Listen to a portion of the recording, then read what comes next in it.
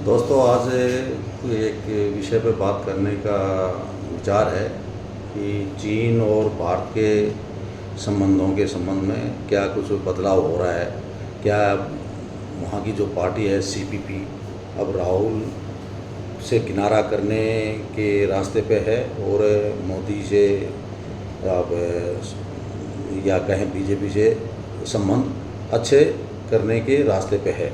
तो इसके लिए आपको जो है ना थोड़ा पीछे बैकग्राउंड मुझे लग गया। क्या 2008 में राहुल गांधी और सीपीपी के बीच जो गुप्त समझौता हुआ वो अब ख़त्म होने के कगार पे है।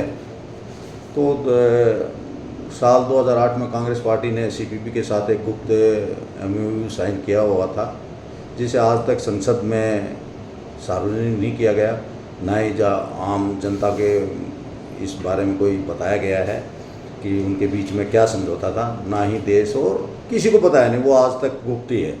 तो अब जब लगातार बीजेपी सत्ता में है, कांग्रेस का तो अभी बिल्कुल हाशिए पर है, तो सीपीपी को लगने लगा है मेरे हिसाब से कि फ़ायदा अब जो है ना राहुल गांधी या कांग्रेस से नहीं है, मोदी से रिश्ते सुधारने में उनको अपना फ़ायदा दिखता है। और हाल ही में जब भारत के विदेश मंत्री चीन की यात्रा के दौरान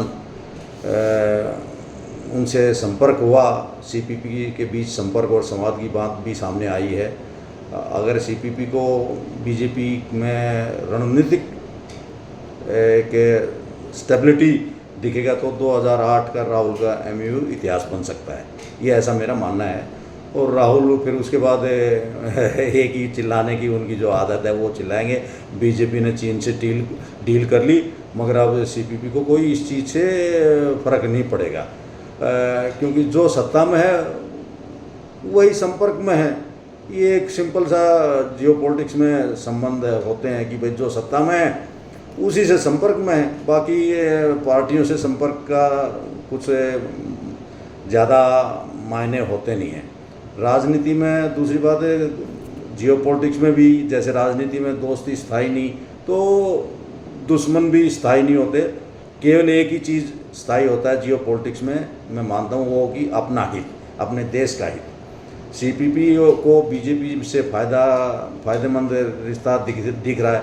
अब कांग्रेस के पास सिर्फ एमओयू की फाइल रहेगी, तो ऐसा मुझे लगता है। बाकी उसको भी जो है ना आपके सामने जो है देश के सामने बिल्कुल ओपन हो जाएगा। क्या डील समझौता था, ऐसे आने वाले समय में हो जाए तो कोई बहुत तरह की बात नहीं होगी। धन्यवाद।